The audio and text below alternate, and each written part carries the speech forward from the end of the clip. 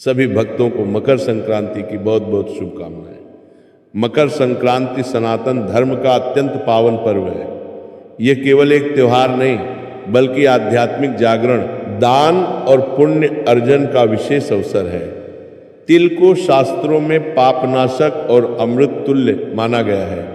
तिल दान करने से पितृदोष शांत होता है, दरिद्रता और दुर्भाग्य दूर होते हैं।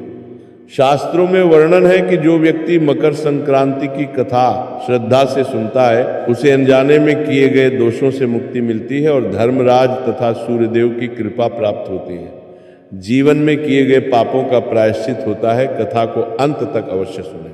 ये कथा है एक ऐसे गांव की जो गंगा की निर्मल धारा के किनारे बसा था, जहाँ की हवा में मंदिरों की घंटियों का स्वर और धूप दीप की सुगंध घुल मिल जाती थी।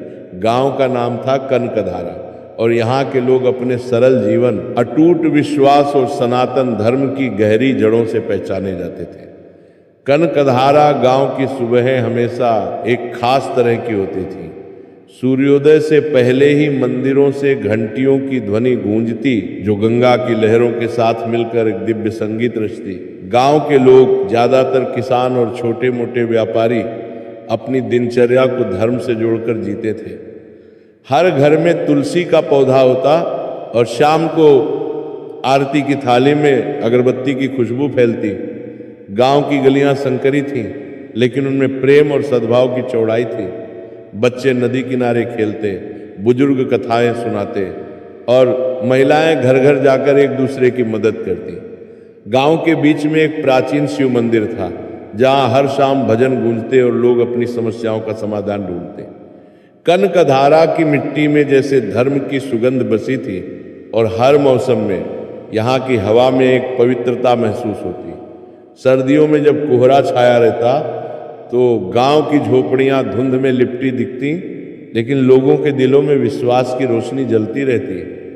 गर्मियों में गंगा की ठंडी लहरें राहत देती और बरसात में लोग एक दूसरे के घरों में इकट्ठा होकर कथाएं सुनाते। ये गांव न केवल प्रकृति से जुड़ा था बल्कि आध्यात्मिक ऊर्जा से भरा था, जहां हर व्यक्ति ईश्वर को अपने जीवन का हिस्सा मानता। इसी कनकधारा में रहती थी एक माँ यशोदा। यशोदा का जीवन तो जैसे एक अधूरी कविता सा था। विधाता ने उसके भाग्य में दुख और त्याग ही लिखा था। क्या बताऊं, 12 वर्ष पहले जब वो ब्याह कर इस गांव में आई थी तो उसकी आंखों में सुनहरे सपने थे। वह सपने जो एक नई दुल्हन की तरह चमकते थे। एक खुशहाल परिवार, हंसते खेलते बच्चे और पति के साथ सुखी जीवन। उसका मायका पास के एक छोटे से गांव में था, जहां वो अपने पिता की लाडली थी। बचपन से ही वो घर के कामों में निपुण थी और उसके पिता उसे हमेशा कहते कि बेटी, तू किसी राजकुमारी से कम नहीं। लेकिन शादी के बाद कनकधारा में आकर उसने सोचा था कि अब उसकी जिंदगी फूलों से महक उठेगी। वो अपने नए घर को सजाती, पति के लिए भोजन बनाती और शाम को गंगा किनारे टहलती, जहाँ पानी की कल कल उसे सपनों की लोरी सुनाती। पर नियति को कुछ और ही मंजूर था। मेरे भाइयों, विवाह के 2 ही वर्ष बाद एक भयंकर महामारी ने उसके पति को उससे छीन लिया। वह महामारी पूरे इलाके में फैली थी, जहाँ लोग एक एक कर गिरते जा रहे थे। यशोदा का पति, जो एक मेहनती किसान था, दिन रात खेतों में काम करता, सुबह उठकर बैलों को चारा देता और शाम को घर लौटकर परिवार के साथ हंसता बोलता। लेकिन उस रोग ने उसे इतनी जल्दी घेर लिया कि कोई इलाज काम न आया। बुखार इतना तेज था कि उसका शरीर जलने लगा और वैद्य की सारी जड़ी बूटियां व्यर्थ साबित हुई। हाय रे मेरी किस्मत, वो अक्सर बुदबुद आती थी। मेरा सिंदूर धुल गया, मेरा संसार उजड़ गया। रातें अब उसके लिए अंतहीन हो गईं, जहाँ वह अकेली झोपड़ी में बैठकर रोती रहती। पड़ोसी उसे सांत्वना देते, कभी खाना ला कर देते, कभी उसके साथ बैठकर बातें करते, लेकिन दुख इतना गहरा था कि कोई शब्द उसे छू नहीं पाते। उसकी झोपड़ी में अब सन्नाटा पसरा रहता। जहाँ पहले हंसी की गूंज होती थी, वह रातों में जागकर पुरानी यादों में खो जाती, पति की स्मृति में रोती और सुबह उठकर किसी तरह जीवन चलाती। मगर एक नन्ही सी कोंपल थी जो उसके आंसुओं को पोंछने का प्रयास करती, एक शिशु जो उसकी सूनी गोद में आशा का सूरज बनकर आया, उसका इकलौता बेटा गोपाल, गोपाल मेरा गोपाल, वह नाम लेते और उसकी आंखों में एक अजीब सी चमक आ जाती। गोपाल, जिसका अर्थ है जीवन, ईश्वर का दिया हुआ प्राण। नाम रखते समय यशोदा ने सोचा था कि ये नाम उसके बच्चे को मजबूती देगा, लेकिन विधाता का कैसा न्याय था, जिसे नाम ही जीवन मिला था, उसी के जीवन पर हर पल मृत्यु की काली छाया मंडराती रहती थी। अरे, जन्म के समय से ही वह कमजोर था, नन्हा सा हड्डियों का ढांचा मात्र, उसकी त्वचा इतनी पतली थी कि नसें साफ दिखती, मात्र में वापर पंदरी, और उसकी सांसें इतनी धीमी कि कभी कभी यशोदा को डर लगता कि कहीं रुक न जाए। गांव के वैद्य कहते थे, बहन यशोदा, ये बालक अधिक दिन का मेहमान नहीं है, इसके प्राण तो जैसे धागे से लटके हैं। वैद्य की बातें सुनकर वो घर लौटती और घंटों रोती रहती, लेकिन फिर उठती और बच्चे को गोद में लेकर कहती, नहीं, नहीं हो सकता। वो चीख उठती, अपने कलेजे के टुकड़े को सीने से भींच लेती, मेरा गोपाल जेगा, मेरा गोपाल जरूर जेगा। यशोदा की आंखों में रात रात भर नींद कहाँ, वो बस अपने गोपाल को निहारती रहती। कभी उसका माथा सहलाती, कभी उसके छोटे छोटे हाथों को अपने हाथों में भर लेती। उसकी हर सांस के साथ यशोदा का दिल धड़कता। अगर गोपाल जरा सा खांस देता तो यशोदा का कलेजा मुंह को आ जाता। क्या हुआ मेरे बच्चे को, क्या हुआ? वो पागलों सी हो जाती। उसने कितने मंदिरों की सीढ़ियां घिसी, कितनी मन्नतें मांगी, हर देवी देवता के चरणों में उसने अपना सर्वस्व अर्पित कर दिया था। गांव के मंदिरों के अलावा वह दूर दूर के तीर्थों पर जाती, जहां वह घंटों प्रार्थना करती। कभी वह अपने गहने बेचकर दान करती, कभी उपवास रखती। उसका जीवन बस एक ही प्रार्थना बन गया था, हे ईश्वर, मेरे बेटे को बचा ले, मेरे प्राण ले ले, पर मेरे गोपाल को जीवन दे दे। वह रातों में जागकर मंत्र जपती, दिन में काम करते हुए भी मन में प्रार्थना चलती रहती। उसकी आंखें हमेशा नम रहती, लेकिन संकल्प कभी नहीं डगमगाया। कनकधारा गांव में एक बहुत पुरानी पूजनीय साध्वी थी, जिन्हें ज्ञानमती माँ कहते थे। ज्ञानमती माँ गांव की सबसे बुजुर्ग महिला थी, जिनकी उम्र 100 वर्ष से अधिक थी। वो एक छोटी सी कुटिया में रहती, जहाँ दीवारें पुरानी किताबों और धार्मिक चित्रों से सजी होती। कुटिया के बाहर एक छोटा सा बगीचा था, जहाँ तुलसी और अन्य पवित्र पौधे लगे थे। लोग उन्हें अपनी समस्याएं लेकर जाते और वह हमेशा शास्त्रों से उद्धरण देकर मार्गदर्शन करती। उनकी आवाज इतनी मधुर और शांत होती कि सुनने वाले का मन ठहर जाता। एक दिन यशोदा अपने सूखे आंचल में अपने दुबले पतले गोपाल को लपेटे ज्ञानमती माँ के पास पहुंची। उसकी आंखें लाल सूजी हुई थी, शरीर थका हुआ, पर मन में एक अग्नि जल रही थी, अपने बच्चे को बचाने की अग्नि। ज्ञानमयी माँ, यशोदा की आवाज कांप रही थी, मेरे प्राण सूख रहे हैं। वैद्य ने जवाब दे दिया है, मेरा गोपाल, मेरा गोपाल। बस वह फूट फूट कर रो पड़ी। ज्ञानमयी माँ ने करुणा से उसे देखा। उनके चेहरे पर एक अलौकिक शांति थी। उन्होंने गोपाल के माथे पर हाथ फेरा और फिर यशोदा की आंखों में झांका। बेटी, रो मत, तेरा विश्वास, तेरा प्रेम, ये सब व्यर्थ नहीं जाएगा। उन्होंने एक गहरी सांस ली। सुन, मैं तुझे एक मार्ग बताती हूँ, एक कठोर मार्ग, पर अगर तूने उसे श्रद्धा से निभाया तो स्वयं मृत्यु भी तेरे पुत्र का बाल भी बांका नहीं कर पाएगी। यशोदा की आंखों में एक चमक कौंधी। कोई भी मार्ग कितना भी कठोर, मैं सब करूंगी माँ, बस मेरा गोपाल। हर वर्ष ज्ञानमयी माँ ने धीमे गंभीर स्वर में कहा, मकर संक्रांति के पावन पर्व पर, सूर्य के उत्तरायण होने पर तू स्नान कर पवित्र होकर मकर स्नान का व्रत लेना, पूरे दिन निराहार रहना, फिर अपनी सामर्थ्य अनुसार दान करना। तिल, गुड़, कंबल, अनाज, जो भी हो, सच्चे हृदय से। और सबसे महत्वपूर्ण बेटी, पूरी श्रद्धा से सत्यनारायण कथा का पाठ सुनना या करवाना। ये सब तू अपने गोपाल की दीर्घायु के लिए करना, बिना किसी संशय के, बिना किसी स्वार्थ के। तेरा अखंड विश्वास है तेरे व्रत का फल होगा, यही तेरा कवच होगा, यही तेरे पुत्र का जीवन। ज्ञानमयी माँ के ये शब्द यशोदा के लिए जैसे साक्षात ईश्वर का संदेश थे। उसके मन में एक नया उत्साह, एक नया संकल्प जाग उठा। हाँ, मैं करूंगी, मैं सब करूंगी। उसने मन ही मन प्रतिज्ञा ली और तब से हर वर्ष जब पौष मास का कठोर शीत अपनी चरम पर होता और सूर्यदेव अपनी दिशा बदलने को होते, यानी मकर संक्रांति का पावन दिन आता, यशोदा का व्रत शुरू हो जाता। अरे तुम क्या जानो, सुबह सुबह जब पूरा गांव ठिठुर रहा होता, अंधेरे में लिपटा होता, यशोदा उठ जाती। वह अपनी झोपड़ी से निकलती, जहां दीवारें मिट्टी की बनी होती और छत पर घास की परत होती। बाहर की ठंड इतनी तेज होती कि सांसें जम जाती, लेकिन यशोदा की आंखों में संकल्प की ज्योति जलती रहती। कनकधारा की बर्फीली नदी में डुबकी लगाते, श्री गंगा मैया की जय उसके होंठ कांपते, पर उसकी आत्मा में एक अग्नि जलती।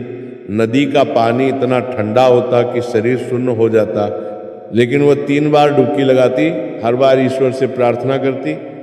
वह पवित्र होकर आती और अपने छोटे से घर के आंगन को लीप पोत कर स्वच्छ करती, गोबर से लिपती, फिर पानी से धोती और आंगन में एक छोटी सी रंगोली बनाती। उसके पास धन दौलत कहाँ थी? पति के जाने के बाद जो थोड़ी बहुत जमीन थी उसी से गुजारा चलता। वो साल भर मेहनत करती, कभी पड़ोसियों के खेतों में काम करके थोड़े अनाज कमाती, कभी सिलाई करके कुछ पैसे जोड़ती, पर दान तो उसे करना ही था। वो एक एक दाना, एक एक तिल का संग्रह करती। महीनों पहले से वह तिल इकट्ठा करती, बाजार से थोड़े थोड़े खरीदती या पड़ोसियों से मांगती। कभी अपनी साड़ियों में से एक पुरानी साड़ी निकाल कर देती, कभी पड़ोसियों से थोड़ा सा गुड़ मांगकर दान करती। हे प्रभु, मेरे पास यही है, इसे स्वीकार करो। उसकी आंखें भीगी होती, पर मन में अटूट विश्वास होता। वही गरीबों को बुलाती, ब्राह्मणों को दान देती और हर दान के साथ प्रार्थना करती कि ये मेरे गोपाल की रक्षा करे। दान देते समय वह हर व्यक्ति के चेहरे पर नजर डालती और सोचती कि यह दान उनके जीवन में सुख लाए और उसके बदले ईश्वर उसके गोपाल को स्वस्थ रखे। फिर बारी आती कथा की। सत्यनारायण भगवान की जय। वो गांव के पंडित जी को बुलाती, या अगर वो न आ पाते तो स्वयं अपने टूटे फूटे शब्दों में पर पूरे भाव से कथा का पाठ करती या सुनती। पंडित जी एक बुजुर्ग व्यक्ति थे जिनकी दाढ़ी सफ़ेद होती और आंखों में शास्त्रों का ज्ञान चमकता। वह कथा सुनाते समय हर अध्याय को विस्तार से समझाते और यशोदा हर शब्द को पीती जाती। उसके मुख से एक भी शब्द व्यर्थ नहीं निकलता। हर शब्द में उसके गोपाल की आयु, उसके प्राणों की रक्षा की प्रार्थना छिपी होती। वह घंटों भगवान के चरणों में बैठी रहती। उसकी आंखें बंद होती और वो कथा के हर दृश्य को अपने मन में जीती, जैसे वो खुद उसमें भाग ले रही हो। और चमत्कार देखो, जैसे जैसे साल बीतते गए, गोपाल जो कभी इतना कमजोर था कि लगता था एक हवा का झोंका उसे उड़ा ले जाएगा, धीरे धीरे मजबूत होने लगा। पहले वो मुश्किल से चल पाता था, लेकिन अब वह छोटे छोटे कदमों से दौड़ने लगा। उसकी आंखें जो पहले हमेशा बुझी बुझी सी रहती थी, उनमें अब एक नई चमक थी। वह दौड़ता, खेलता, हंसता, बिल्कुल दूसरे बच्चों की तरह। उसके छोटे छोटे पैर अब गांव की गलियों में दौड़ते और वह मित्रों के साथ पतंग उड़ाता या नदी किनारे पत्थर फेंकता। गांव वाले अचंभित थे। अरे ये तो वही बालक है जिसे वैद्य ने मरणासन्न घोषित कर दिया था। वे यशोदा से कहते, बहन तेरी भक्ति ने चमत्कार कर दिया। वही यशोदा की श्रद्धा को प्रणाम करते, उसकी भक्ति की मिसाल देते। देखो तो माँ की तपस्या ने तो मौत को भी झुका दिया। गांव में अब यशोदा को भक्तिमयी माँ कहा जाने लगा और लोग उसके पास अपनी समस्याएं लेकर आते, उससे प्रेरणा लेते। वे कहते, यशोदा बहन तेरी कथा सुनकर हमारा मन मजबूत होता है, तुम्हारी तरह हम भी ईश्वर पर विश्वास रखेंगे। 10 वर्ष बीत गए, 10 मकर संक्रांति, 10 वर्षों तक यशोदा ने एक भी व्रत नहीं छोड़ा, एक भी दान छोटा नहीं समझा, एक भी कथा का क्षण उसकी श्रद्धा से विमुख नहीं हुआ। हर साल वो और अधिक निष्ठा से व्रत रखती। जैसे जैसे गोपाल बड़ा होता, उसका संकल्प मजबूत होता। गोपाल अब 11 वर्ष का था। एक हंसता खेलता चंचल बालक, उसकी आवाज़ से घर गूंज उठता था। वो माँ से कहता, अम्मा मैं बड़ा होकर तुम्हारी सेवा करूँगा, तुम्हें कभी दुख नहीं दूंगा। यशोदा का जीवन अब सुख से भर गया था, पर उसके मन में वो डर कभी पूरी तरह से गया नहीं था। रातों में कभी कभी वो सपने में गोपाल को खोते देखती और जाग जाती, कहीं फिर से वो कांप उठती। इसलिए उसका विश्वास और गहरा होता गया। वो हर दिन गोपाल को देखकर ईश्वर को धन्यवाद देती और सोचती कि ये सब उसकी तपस्या का फल है। फिर आई वो 11वीं मकर संक्रांति।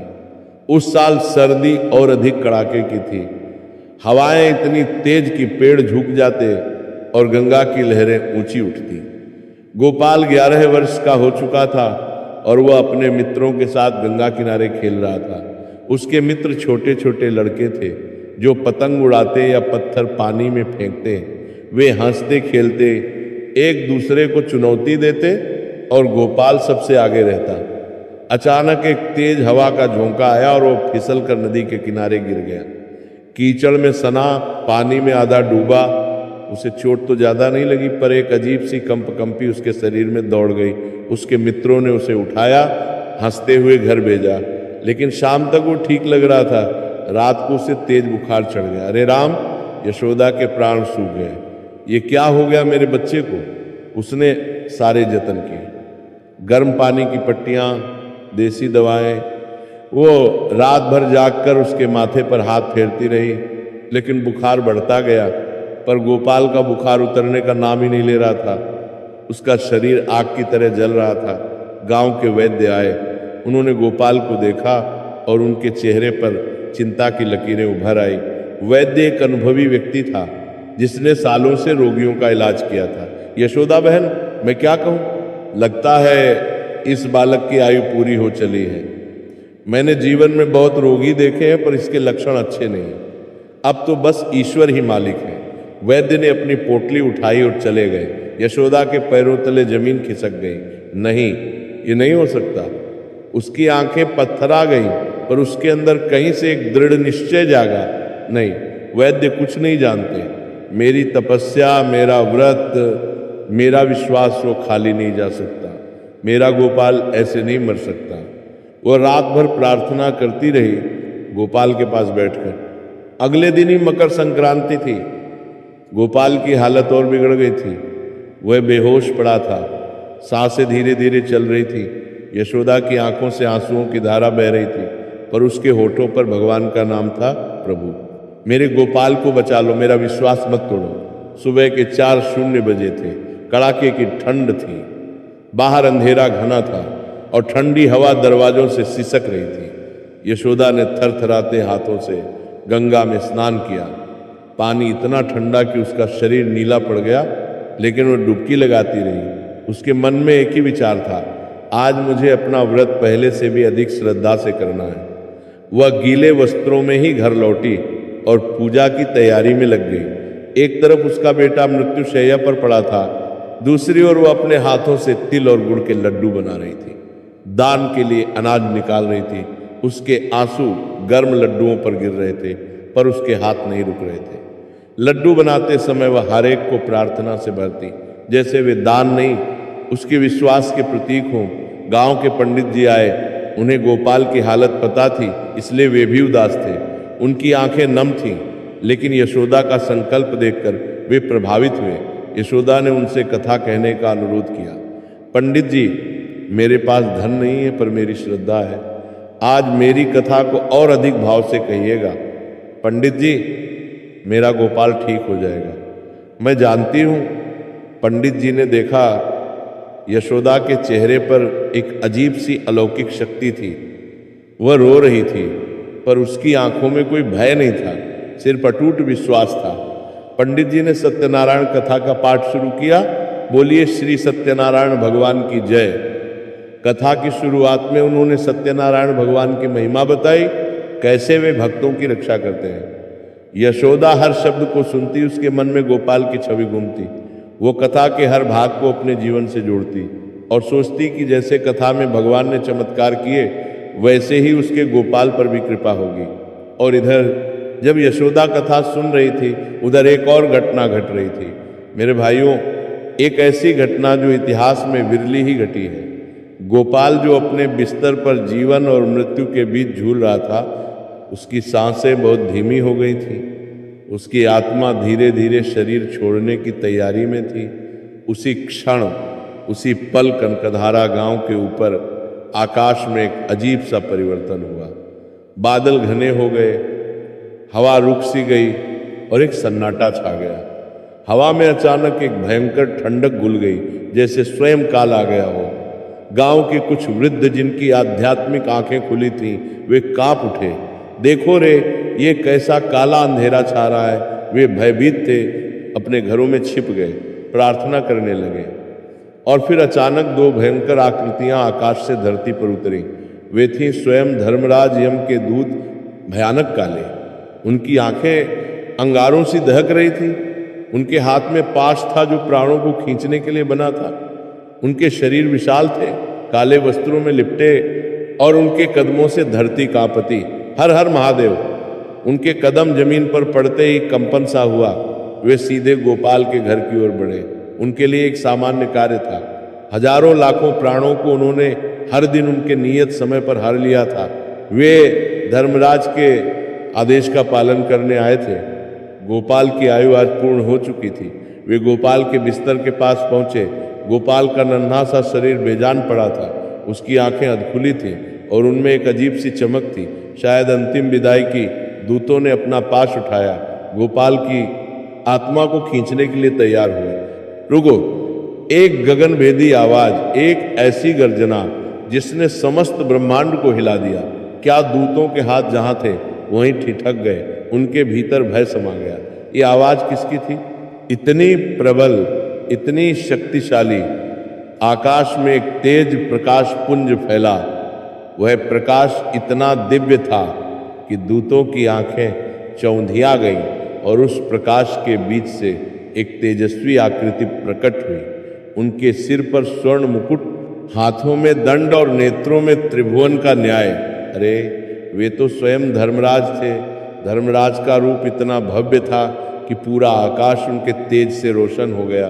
दूतों ने सिर झुका लिया। प्रभु, दूतों ने कांपते हुए कहा, हमने आपका ही आदेश पालन करने के लिए आए थे। इस बालक गोपाल की आयु आज पूर्ण हो चुकी है। नियति के विधान अनुसार हमें उसके प्राण हरने हैं। धर्मराज की आंखों में एक अजीब सा भाव था, न्याय का, पर उसमें करुणा का अंश भी था। उन्होंने अपने दूतों को देखा, फिर अपनी दृष्टि गोपाल पर डाली और फिर उनकी दृष्टि उस घर के आंगन में बैठी यशोदा पर पड़ी, जो कथा सुन रही थी, जिसके मुख पर आंसू और श्रद्धा का अद्भुत संगम था। दूतों, धर्मराज की आवाज में एक गंभीरता थी जो उनके न्याय सिंहासन से भी ज्यादा प्रभावशाली थी। तुम सत्य कहते हो कि नियति ने इसके लिए यही लिखा था। तुम सत्य कहते हो कि इसकी आयु आज पूर्ण हो चुकी है, और तुम सत्य कहते हो कि तुम केवल धर्म का पालन कर रहे हो। दूतों ने सिर उठाया आशा में कि अब उन्हें आदेश मिलेगा, किंतु धर्मराज की आवाज अब और बुलंद हुई, जैसे आकाश में बादल गरज रहे हो। किंतु आज तुम नियति को बदलोगे। आज तुम मेरे आदेश का पालन नहीं करोगे। आज इस बालक के प्राण नहीं हारे जाएंगे। दूत अचंभित रह गए। प्रभु, यह आप क्या कह रहे हैं? नियति का विधान भला कैसे बदल सकता है? आपके ही आदेश से चला है सारा संसार। आपने ही तो कर्म और फल का सिद्धांत स्थापित किया है। धर्मराज मुस्कुराए, एक ऐसी मुस्कान जो ज्ञान और करुणा से भरी थी। दूतों, तुम सिर्फ नियमों को जानते हो, तुम सिर्फ विधान को जानते हो, पर तुम उस शक्ति को नहीं जानते जो इन नियमों को भी अपने अटूट विश्वास से झुका देती है। तुम उस प्रेम को नहीं जानते जो मेरे जैसे नियामक को भी विवश कर देता है। उन्होंने अपनी उंगली यशोदा की ओर उठाई, जो अपने आंचल से आंसू पोंछते हुए पंडित जी के हर शब्द को अपने हृदय में उतार रही थी। देखो उसे, उस माँ को देखो, उसके तप को देखो, उसके निःस्वार्थ प्रेम को देखो। हर वर्ष, हर मकर संक्रांति पर उसने निराहार रहकर अपनी एक एक पाई दान करके, हर कष्ट सहकर अपने इस पुत्र की लंबी आयु के लिए प्रार्थना की है। उसके एक एक शब्द में, उसके एक एक आंसू में, उसके एक एक दान में मेरे लिए, उस परमपिता परमात्मा के लिए इतना अटूट विश्वास, इतनी अखंड श्रद्धा भरी है कि आज उस श्रद्धा ने मृत्यु को भी रोक दिया है। धर्मराज की आंखों में एक अद्भुत तेज था। माँ की श्रद्धा, माँ का प्रेम, माँ का त्याग, ये केवल भावनाएं नहीं है दोस्तों, ये ब्रह्मांड की सबसे बड़ी शक्ति है। ये वह शक्ति है जिसके सामने स्वयं काल भी नतमस्तक हो जाता है। ये वह शक्ति है जो मेरे न्याय के तराजू को भी झुका देती है। और फिर उन्होंने वो अमर वाक्य कहे जो युगों युगों तक एक सत्य बन गए। माँ की श्रद्धा ने आज मृत्यु को भी रोक दिया है। दूतों ने यह सुना और उनके भीतर का सारा अहंकार, सारा नियम निष्ठा भाव पिघल गया। वे समझ गए, वे नतमस्तक हो गए उस माँ की अद्भुत श्रद्धा के सामने, जैसी आपकी आज्ञा प्रभु। उन्होंने कहा और एक पल में वे अदृश्य हो गए। धर्मराज भी एक मुस्कान छोड़ते हुए उसी दिव्य प्रकाश में विलीन हो गए। जैसे ही वे गए, आकाश साफ हो गया, हवा सामान्य हो गई और गांव में एक शांति छा गई। इधर पंडित जी ने कथा समाप्त की। सत्यनारायण भगवान की जय। यशोदा ने अपनी आंखें खोली। उसके मन में एक अजीब सी शांति और हल्कापन था, जैसे कोई भारी बोझ उतर गया हो। वो धीरे से उठी और अपने गोपाल के पास आई। उसने देखा, अरे ये क्या? गोपाल की आंखें धीरे धीरे खुल रही थीं। उसका शरीर जो कुछ देर पहले आग की तरह तप रहा था, अब ठंडा पड़ रहा था। उसका चेहरा पीला और निस्तेज हो गया था। उस पर एक हल्की सी लाली छा रही थी। माँ! गोपाल ने धीमी आवाज में पुकारा। गोपाल! यशोदा के मुख से एक चीख निकली, पर वह चीख भय की नहीं, असीम आनंद की थी। उसके आंसू थम नहीं रहे थे। वह अपने बेटे के सिर को अपने हाथों में भरकर रोने लगी, पर अब उसके आंसू गम नहीं थे, वे शीतलता और कृतज्ञता के आंसू थे। मेरा बच्चा, मेरा गोपाल। वो उसे सीने से लगाती रही, उसके माथे को चूमती रही। गांव के लोग भी इकट्ठा हो गए थे। उन्होंने देखा गोपाल को उठाते हुए, उसकी आंखों में जीवन की चमक लौटते हुए। वे सब हतप्रभ थे। वैद्य जो उसे मरा हुआ मानकर चला गया था, जब वापस आया तो उसने गोपाल को हंसते खेलते देखा। चमत्कार! ये तो साक्षात चमत्कार है। मैंने जीवन में कभी ऐसा नहीं देखा। ये तो माँ की श्रद्धा का प्रताप है। वैद्य ने अपनी आंखों पर विश्वास नहीं किया। वो बार बार गोपाल की नब्ज टटोलता रहा। गांव वाले अब यशोदा को देवी की तरह पूजने लगे और तब से गोपाल कभी बीमार नहीं पड़ा। वो स्वस्थ, बलवान और दीर्घायु हुआ। वो बड़ा होकर एक धर्मात्मा पुरुष बना, जिसने अपनी माँ के त्याग और ईश्वर की कृपा को कभी नहीं भुलाया। गोपाल ने पढ़ाई की, गांव में एक छोटा सा स्कूल खोला और लोगों को धर्म का महत्व सिखाया। उसने जीवन भर अपनी माँ की सेवा की और उसे कभी अकेला नहीं छोड़ा। गांव में यशोदा की कथा अमर हो गई। हर मकर संक्रांति पर कनकधारा गांव में यशोदा की कथा सुनाई जाती और हर कोई उसे माँ के अटूट विश्वास को प्रणाम करता, जिसने अपनी श्रद्धा से स्वयं मृत्यु को भी झुकने पर विवश कर दिया था। गांव के बच्चे अब इस कथा को सुनकर प्रेरित होते और हर साल उत्सव और अधिक भव्य होता। सच ही कहा है, इस संसार में माँ की श्रद्धा से बड़ा कोई बल नहीं, उसके प्रेम से बड़ी कोई तपस्या नहीं और उसके निस्वार्थ कर्म से बड़ा कोई पुण्य नहीं। ये कथा आज भी हम सबको यही सिखाती है मेरे भाइयों, कि श्रद्धा हो तो ऐसी हो, माँ का हृदय हो तो ऐसा हो और विश्वास हो तो ऐसा हो जो स्वयं काल को भी पराजित कर दे। अब इस कथा को और गहराई से समझें। कनकधारा गांव की सेटिंग में हम देख सकते हैं कि सनातन धर्म की जड़ें कितनी मजबूत थीं। हर त्योहार पर गांव वाले मिलकर उत्सव मनाते, पतंग उड़ाते, तिल गुड़ के लड्डू बांटते, बच्चे आकाश में रंग बिरंगी पतंगों को उड़ाते और हवा में उनकी डोर की सरसराहट गूंजती। महिलाएं घरों में तिल के लड्डू बनाती, गुड़ की मीठी खुशबू फैलाती और पड़ोसियों को बांटती। यशोदा की कहानी हमें सिखाती है कि विपत्तियों में भी विश्वास कैसे जीतता है। उसके हर व्रत में वह न केवल शारीरिक कष्ट सहती बल्कि मानसिक रूप से भी मजबूत होती। जब वह स्नान करती तो गंगा की ठंडी लहरें उसके शरीर को छूती, लेकिन उसका मन ईश्वर में लीन रहता। वह सोचती कि ये ठंड उसके पापों को धो रही है और उसके गोपाल को जीवन दे रही है। दान करते समय वह सोचती कि ये छोटा सा दान उसके बच्चे के जीवन का मूल्य है। हर तिल के दाने में वह अपनी प्रार्थना डालती और दान पाने वाले की आंखों में कृतज्ञता देखकर उसका दिल भर आता। कथा सुनते समय उसकी आंखें बंद होती और वो खुद को कथा के चरित्रों में महसूस करती।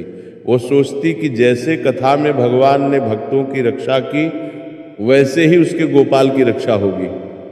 गोपाल का ठीक होना न केवल एक चमत्कार था, बल्कि एक सबक कि माँ का प्रेम कितना शक्तिशाली होता है। धर्मराज का दृश्य हमें याद दिलाता है कि नियम भी प्रेम के आगे झुक जाते हैं। वह दृश्य इतना जीवंत था कि लगता है जैसे आकाश में स्वयं देवता उतर आए हों। यशोदा की कथा आज भी प्रासंगिक है, क्योंकि ये हमें बताती है कि श्रद्धा से असंभव भी संभव हो जाता है।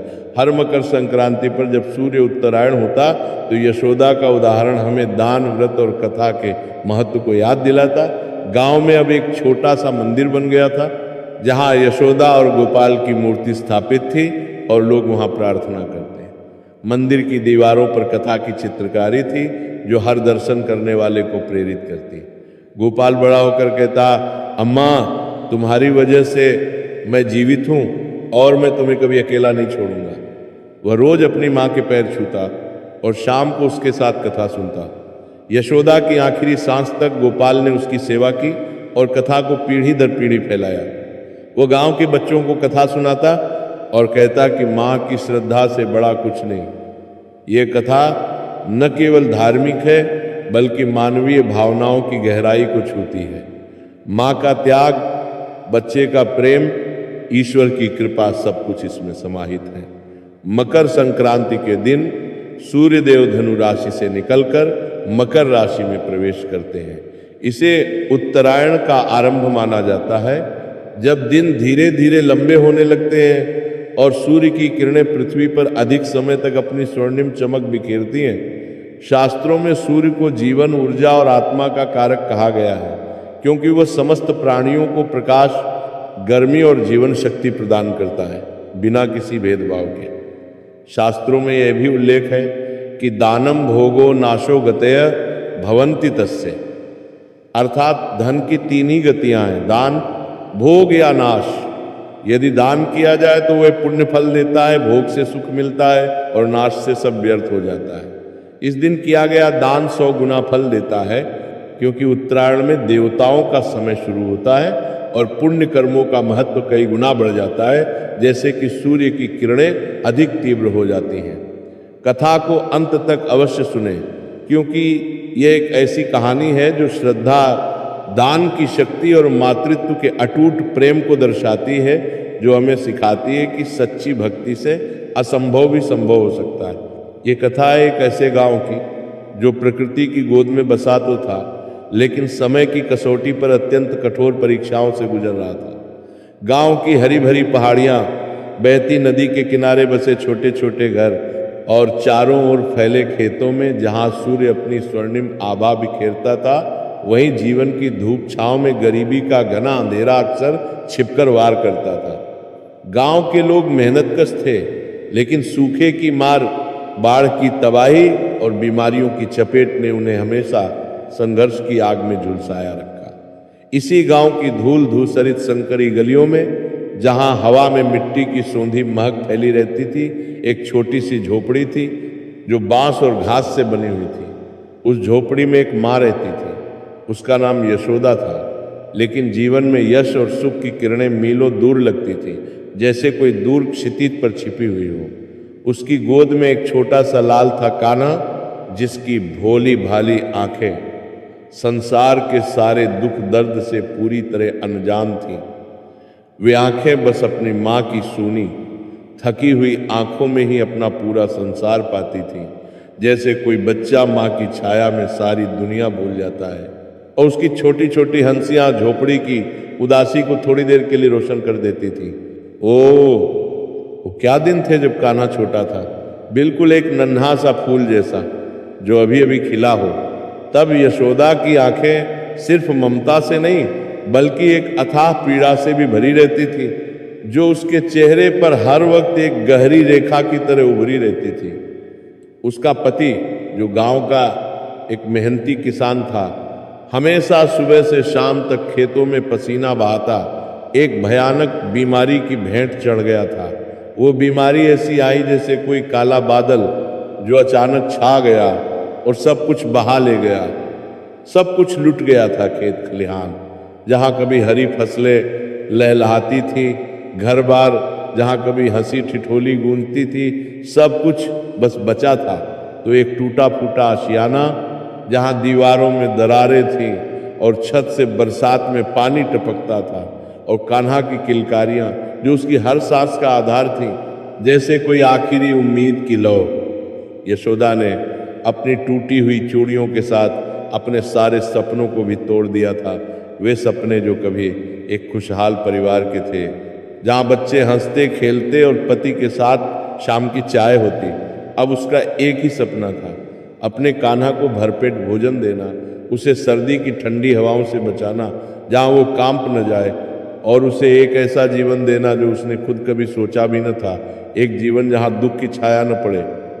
लेकिन ये कितना मुश्किल था, जैसे कोई पहाड़ चढ़ना जहाँ हर कदम पर फिसलन हो, हर दिन एक नई चुनौती लेकर आता था, जैसे कोई अंतहीन युद्ध हो जहाँ हार का डर हमेशा साये की तरह साथ रहता। सुबह का सूरज उगता, अपनी पहली किरणों के साथ गांव को जगाता, और यशोदा अपने जर्जर शरीर को घसीटती हुई खेतों की ओर चल पड़ती। उसके कदम थके हुए होते, लेकिन इरादा मजबूत। दूसरों के खेतों में मजदूरी करती, जहां अमीर किसान अपनी फसलें उगाते थे, पत्थरों को बीनती जो खेतों में बिखरे रहते, लकड़ियां काटती बस इस उम्मीद में कि शाम को 2 रोटी का इंतजाम हो जाए और कान्हा की प्लेट में कुछ डाल सके। उसकी हथेलियों पर छाले पड़ गए थे जो दर्द से फट जाते, पीठ दर्द से ऐंठ जाती थी, जैसे कोई बोझ हमेशा लदा हो, लेकिन उसके होठों पर कभी शिकायत नहीं आई, क्योंकि शिकायत करने से क्या फायदा। वो जानती थी कि अगर वो टूट गई तो कान्हा का क्या होगा।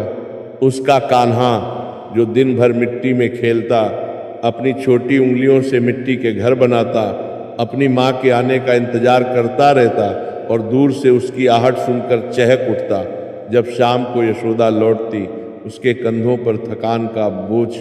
तो कान्हा दौड़कर उसके पास आता, उसकी थकी हुई कमर से लिपट जाता, अपनी छोटी बाहों से उसे जकड़ लेता, और यशोदा अपनी सारी थकान भूल जाती। उसकी आंखों से आंसू बहने लगते, खुशी के, दर्द के और एक अनकहे संघर्ष के जो उसके दिल को रोज चीरता था। मेरा कान्हा मेरा लाल, वो उसे अपनी छाती से लगा लेती, और उस पल में उसे लगता मानो उसने दुनिया का सारा सुख पा लिया हो, भले ही बाहर दुनिया कितनी भी क्रूर हो। लेकिन रातें और भी कठिन होती, जैसे कोई लंबी काली सुरंग जहाँ रोशनी की कोई किरण न हो। सर्दी का मौसम आ गया था, हड्डियों को कंपा देने वाली ठंडी हवाएं झोपड़ी के हर छेद से अंदर घुस आती, जैसे कोई दुश्मन हो जो चुपके से हमला करता। रातें इतनी लंबी और सर्द होती कि यशोदा सारी रात कान्हा को अपनी छाती से चिपकाए रखती, अपनी सांसों से उसे गर्माहट देती, अपनी फटी पुरानी साड़ी से उसे ढकने की कोशिश करती, जो खुद ठंड से कांप रही होती। कभी कभी कान्हा ठंड से कांप जाता और उसकी छोटी सी नाक बहने लगती, उसके होंठ नीले पड़ जाते। यशोदा उसे अपनी सांसों की गर्मी देती, अपने हाथों से उसकी नाक पोंछती, उसके माथे पर चुंबन देती और मन ही मन भगवान से प्रार्थना करती, हे भगवान मेरे कान्हा को बचाना, मुझे चाहे जो भी कष्ट दो, मुझे भूखा रखो, ठंड सहन कराओ, पर मेरे लाल को बचाना। उसकी आंखों से आंसुओं की धारा बहने लगती जो गालों पर बहकर ठंडी हो जाती। गरीबी और बेबसी जैसे कोई दैत्य बनकर उसे हर पल निगलने की कोशिश कर रही हो, उसकी हर खुशी छीनने पर तुली हो, लेकिन उसकी आस्था, उसका विश्वास कभी कम नहीं हुआ। वो जानती थी कि उसके प्रभु, उसके ईश्वर कहीं न कहीं उसकी सुन रहे होंगे, भले ही दिखाई न दे, भले ही जवाब न आए, लेकिन विश्वास की लौ जलती रहती थी। अब मकर संक्रांति का पर्व आने वाला था, वह पर्व जो खुशियों का प्रतीक था, दान पुण्य का समय। गांव में हलचल बढ़ गई थी, जैसे कोई उत्सव की लहर दौड़ गई हो। बच्चे उत्साह से उछल कूद रहे थे, अपनी पतंगे तैयार कर रहे, महिलाएं तिल गुड़ के लड्डू बनाने की तैयारी में जुटी थी, आंगन में चूल्हे जल रहे थे, हर घर में खुशबू फैल रही थी, गुड़ की मीठी और तिल की सौंधी खुशबू जो हवा में घुलकर पूरे गांव को महका रही थी, और लोग एक दूसरे से मिलकर शुभकामनाएं दे रहे थे। घर घर में लोग नए वस्त्र सिलवा रहे थे, पूजा की थालियां सजा रहे थे, फूलों की मालाएं लटका रहे थे। लेकिन यशोदा की झोपड़ी में वही उदासी पसरी थी, जैसे कोई काला बादल छाया हो। उसके पास न तिल थे, न गुड़, न कोई मीठी खुशबू, न तो पूजा के लिए कोई नया वस्त्र था और न ही दान करने के लिए कुछ भी, बस खाली हाथ और भरा हुआ दिल। उसने खिड़की से देखा, गांव की स्त्रियां अपनी नई साड़ियां पहने जो रंग बिरंगी चमक रही थी, सिर पर तिल गुड़ की पोटलियां लिए नदी की ओर जा रही थी, हंसती बोलती, एक दूसरे से मजाक करती। उनका हर्ष, उनका उल्लास यशोदा के दिल में एक गहरी टीस उठा गया, जैसे कोई नुकीला कांटा चुभ गया हो। मेरे प्रभु, क्या इस बार भी मैं अपने कान्हा के साथ इस महापर्व से वंचित रहूंगी? क्या हमारी झोपड़ी में कभी खुशियां नहीं आएंगी? उसकी आंखों से आंसुओं की बूंदें टपकने लगी, जो जमीन पर गिरकर मिट्टी में समा जाती।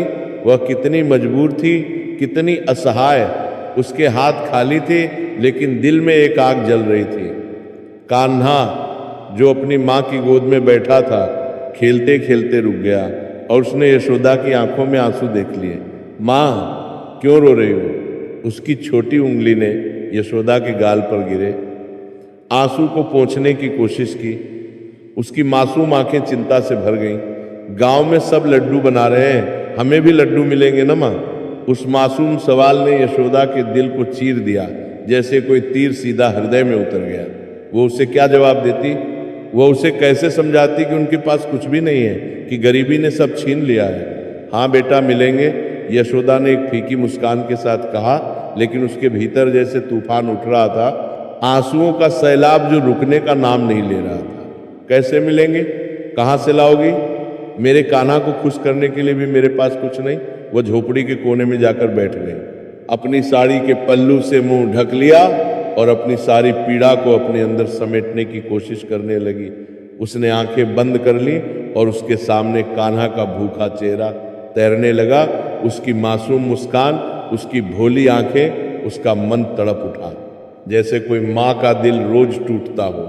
उसी पल जब सब कुछ अंधेरा लग रहा था, उसकी नज़र झोपड़ी के एक पुराने मटके पर पड़ी। ये मटका बरसों से ऐसे ही पड़ा था, खाली, धूल से सना हुआ। कभी कभी उसमें पानी भरती, लेकिन ज़्यादातर वो यूं ही धूल फांक रहा था, जैसे कोई भूला हुआ खजाना। न जाने क्यों उसके मन में आया कि एक बार उसे देखे, शायद कोई उम्मीद की किरण हो। उसने हाथ बढ़ाया, मटके को टटोला, उसकी उंगलियां धूल से सन गईं और उसकी उंगलियों को कुछ महसूस हुआ। एक छोटी सी पोटली, उसने कांपते हाथों से उसे बाहर निकाला। उसके दिल की धड़कनें तेज हो गईं। ये एक पुरानी मैली कुचैली कपड़े की पोटली थी, जो समय की मार से फीकी पड़ गई थी। उसने उसे खोला और उसकी आंखें विस्मय से फैल गईं, जैसे कोई चमत्कार हो गया हो। अंदर थोड़ी सी तिल और गुड़ के कुछ छोटे टुकड़े थे, जो सूखे हुए लेकिन अभी भी सुगंधित थे। ये वही तिल गुड़ था जो उसके पति ने अपनी आखिरी फसल के समय बचाया था, सोचकर कि अगले साल मकर संक्रांति पर लड्डू बनाएंगे, परिवार के साथ मनाएंगे। लेकिन वो अगला साल कभी आया ही नहीं। मौत ने सब छीन लिया। यशोदा ने उन तिल और गुड़ को अपनी हथेलियों में लिया, उन्हें सूंघा और यादों का सैलाब उमड़ पड़ा। वे बहुत थोड़े थे, बस एक मुट्ठी भर तिल और 2-3 छोटे टुकड़े गुड़ के, जो शायद एक लड्डू भी न बन पाए। किसी को दान देने के लिए ये न के बराबर था। गांव के लोग जहाँ भर भर कर दान करते थे बड़े बड़े थालों में, वहाँ उसका ये थोड़ा सा तिल गुड़ क्या मायने रखता। लेकिन यशोदा की आंखों में एक नई चमक आई, जैसे कोई दिव्य प्रकाश। प्रभु, मेरे पास यही है मेरा सर्वस्व, मेरा मान, मेरा अभिमान, मेरा प्रेम। मैं इसे ही तुम्हें अर्पित करती हूँ। ये मेरा कान्हा, मेरा जीवन।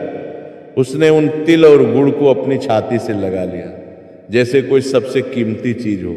उसके आंसुओं से वे भीग गए, और वे आंसू सिर्फ दुख के नहीं थे, बल्कि एक अदम्य श्रद्धा के थे, एक अटूट विश्वास के थे कि उसका प्रभु कभी उसे अकेला नहीं छोड़ेगा, कि वह सुन रहा है, उसने कान्हा को उठाया, उसे अपनी गोद में लिया, उसके गालों पर चुंबन दिया। चल मेरे लाल, आज हम भी दान करेंगे। कान्हा की आंखों में चमक आ गई, उसने ताली बजाई। लड्डू, उसने खुशी से कहा।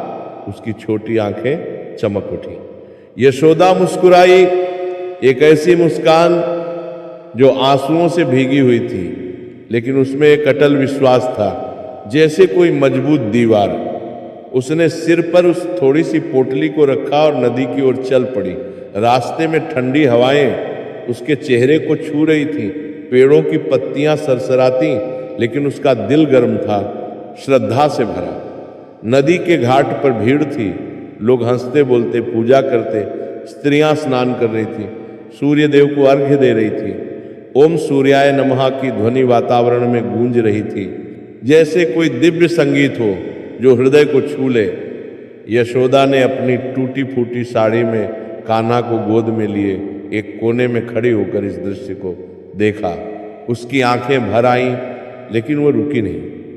उसके पास न तो स्नान के लिए कोई साफ वस्त्र था, न ही पूजा की कोई सामग्री, लेकिन उसका हृदय श्रद्धा से परिपूर्ण था, जैसे कोई भरा हुआ समुद्र। उसने धीरे से नदी में उतरने की कोशिश की। ठंडा पानी उसके पैरों को भेद रहा था, लेकिन उसे कुछ महसूस नहीं हुआ। उसका मन कहीं और था। कान्हा उसकी गोद में सिमटा हुआ था, ठंड से थोड़ा कांप रहा। माँ, पानी ठंडा है, उसने फुसफुसाया अपनी छोटी मुट्ठियां बंद करके। नहीं बेटा, ये तो माँ गंगा का आशीर्वाद है, यशोदा ने कहा।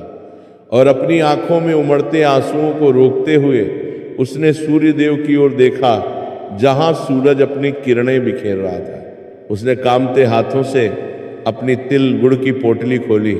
एक मुट्ठी तिल और गुड़, बस इतना ही, लेकिन उसके लिए वो सब कुछ था। उसने आंखें बंद कर ली और उसका हृदय बोल उठा, हे सूर्यदेव, हे जगत के पालक, मेरे पास कुछ नहीं है, लेकिन जो कुछ है वो सब आपका है। ये मेरे हृदय की श्रद्धा है, मेरी ममता का प्रतीक।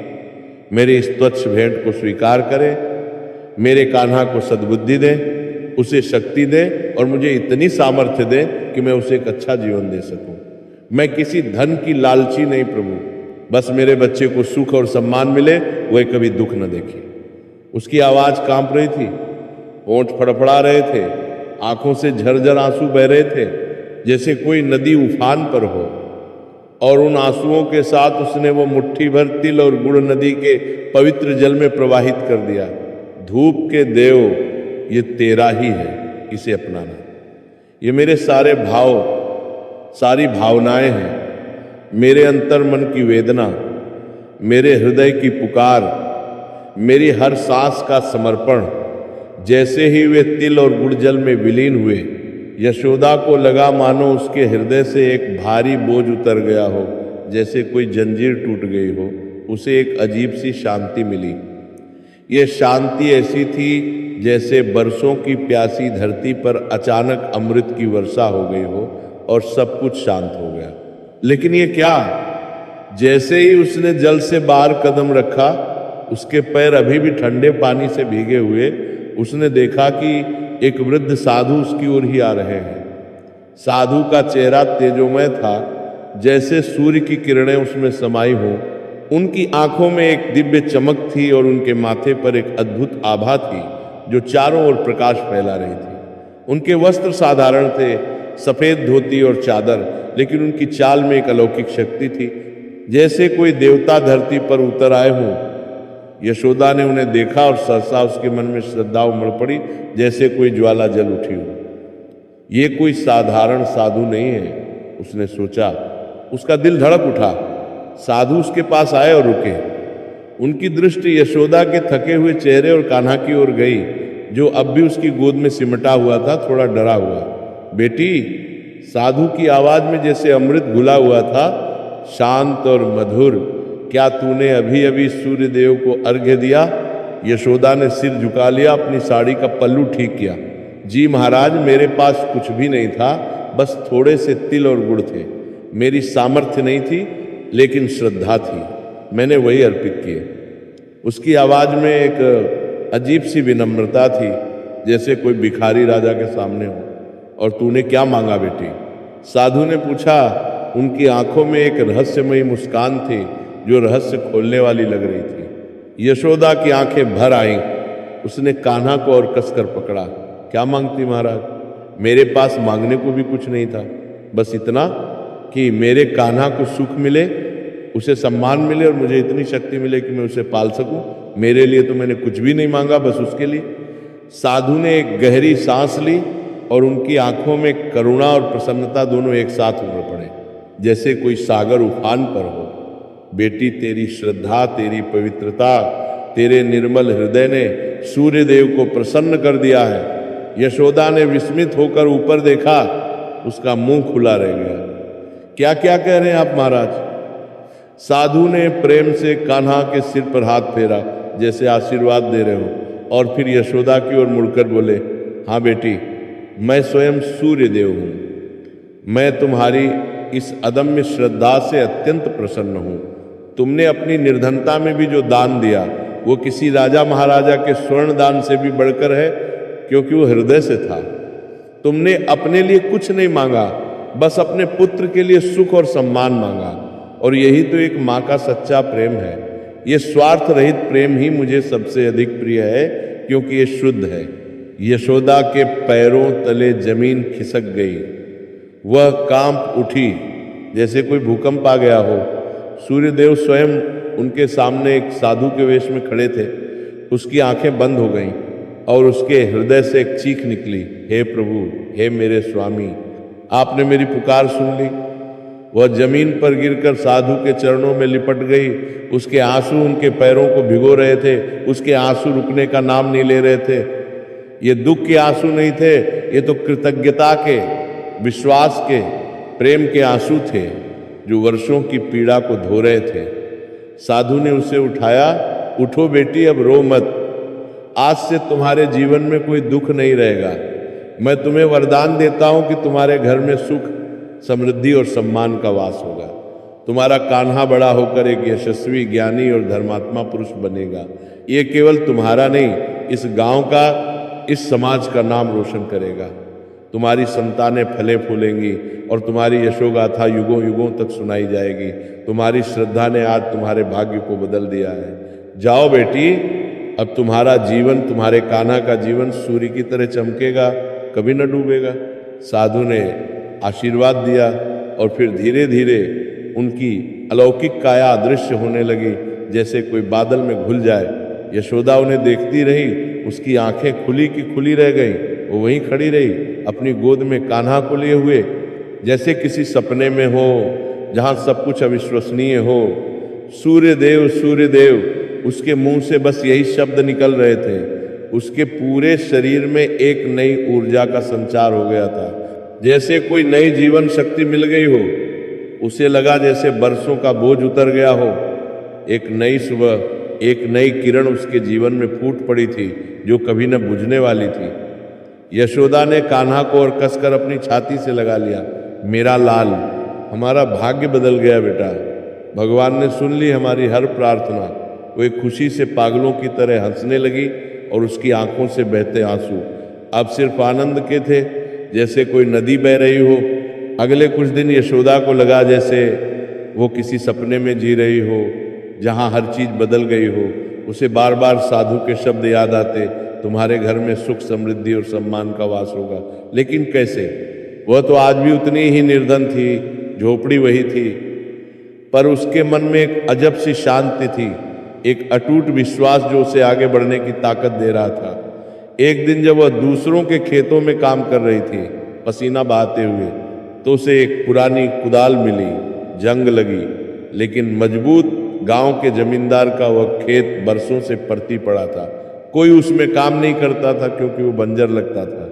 यशोदा को लगा, क्यों न मैं इसे ही साफ करूं, शायद कुछ बीज बो सकूं, शायद कुछ हो जाए। उसने अपनी पूरी शक्ति लगाकर उस जमीन को खोदना शुरू किया। उसकी हथेलियां में छाले पड़ गए, पसीना बह रहा था, पीठ दर्द कर रही थी, लेकिन उसके मन में एक नई उम्मीद जाग रही थी, जैसे कोई बीज अंकुरित हो रहा हो। और ये क्या, जब वो एक बड़े पत्थर को हटाने की कोशिश कर रही थी जो सालों से वहां जमा था, तो उसकी कुदाल किसी कठोर चीज से टकराई उसने और जोर लगाया, मिट्टी हटाई पसीने से भीगते हुए, और उसकी आंखें फटी की फटी रह गईं। वहाँ एक पुराना जंग लगा लोहे का संदूक था जो मिट्टी में दबा हुआ था। उसने अपने हाथों से मिट्टी हटाई, संदूक को खोला और उसमें पुराने सिक्के और कुछ स्वर्ण मुद्राएं चमक रही थी, जैसे कोई खजाना मिल गया हो। वे बरसों से मिट्टी में दबे पड़े थे, किसी को उनकी खबर नहीं थी। यशोदा ने अपनी आंखें मली, ये सपना तो नहीं। उसने उन सिक्कों को उठाया और सूर्य देव का नाम जपने लगी, धन्यवाद देते हुए। ये वही संदूक था जिसे गांव के एक पुराने साहूकार ने अपनी मौत से पहले किसी को बताए बिना यहीं गाड़ दिया था और समय ने उसे छिपा रखा था। अब तो यशोदा का जीवन सचमुच बदल गया था, जैसे कोई चमत्कार हो गया हो। उन सिक्कों और स्वर्ण मुद्राओं से उसने सबसे पहले अपने कान्हा के लिए भरपेट भोजन खरीदा, दूध, फल, रोटी, सब कुछ। उसके लिए गर्म कपड़े लिए जो ठंड से बचाए। फिर उसने अपनी झोपड़ी की मरम्मत करवाई, दीवारों को मजबूत किया, छत को ठीक किया, उसे एक छोटे से घर में बदल दिया जहां अब खुशियां बस सकती थी। उसने जमींदार से वो प्रति जमीन खरीदी और उसमें खेती शुरू की, बीज बोए, पानी दिया। उस जमीन ने जो बरसों से बंजर पड़ी थी, इस बार जैसे सोना उगला। फसल इतनी अच्छी हुई कि पूरे गांव में उसकी चर्चा होने लगी। लोग आकर देखते, हैरान होते। यशोदा अब निर्धन नहीं थी, लेकिन उसने अपनी नम्रता और श्रद्धा कभी नहीं छोड़ी। वह हमेशा जमीन से जुड़ी रही। वह जानती थी कि यह सब सूर्य देव का आशीर्वाद था, उनकी कृपा। उसने अपने आस पड़ोस के गरीबों की मदद करना शुरू किया। किसी को अनाज, किसी को कपड़े, किसी को दवा, किसी की बेटी की शादी में सहायता। जो स्त्रियां पहले उसे हीन दृष्टि से देखती थी, ताने मारती थी, वे अब उससे सम्मान पूर्वक बात करती थी, उसकी सलाह लेती थी, उसके घर आती। यशोदा ने जीवन भर सुख और सम्मान पाया। उसके घर में कभी अन्न की कमी नहीं हुई, कभी खुशियों की कमी नहीं हुई। हंसी ठिठोली गूंजती रहती।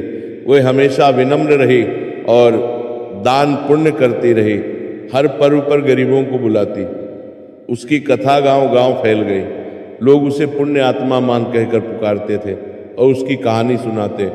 जब वो वृद्धा हुई, उसके बाल सफ़ेद हो गए, चेहरे पर झुर्रियाँ आ गईं, तो उसके चेहरे पर एक दिव्य शांति थी, एक संतुष्टि थी, जैसे कोई जीवन की पूरी यात्रा कर चुकी हो। उसका कान्हा जो बड़ा हो गया था, उसके नाती पोते सभी उसे प्यार और सम्मान देते थे, उसके पैर छूते, उसकी सेवा करते। वह अक्सर उन्हें अपनी कहानी सुनाती। बेटा, श्रद्धा से बड़ा कुछ नहीं। सूर्यदेव सब देखते हैं, सब सुनते हैं। ये कथा आज भी उस गांव की हवाओं में गूंजती है, पेड़ों की पत्तियों में सरसराती है, हर मकर संक्रांति पर सुनाई जाती है और लोगों के दिलों में आस्था की एक नई किरण जगती है, इसलिए जो उन्हें प्रेरित करती है। जय सूर्यदेव, जय माँ यशोदा की ध्वनि से पूरा वातावरण गूंज उठता है, जैसे कोई मंत्र हो। कितनी अजीब है ना ये दुनिया। जब यशोदा अकेली थी, गरीब थी, तब लोग उससे आंखें चुराते थे, उसे अनदेखा करते। आज जब वो समृद्धि से भरी हुई थी, तो सब उसके गुण गाते थे, उसके दरवाजे पर आते। लेकिन यशोदा ने कभी किसी से द्वेष नहीं किया। वह बस अपनी श्रद्धा में डूबी रही, सबको माफ करती रही। इस कथा से सीख मिलती है कि दान की शक्ति अनंत है और सच्ची श्रद्धा से असंभव भी संभव हो जाता है, जैसे कोई चमत्कार। हम कामना करते हैं कि भगवान सूर्य देव की कृपा आप सभी पर बनी रहे, आपके जीवन में भी ऐसी ही किरण फूटे। जय सूर्यदेव, जय हो जगत पालनहार।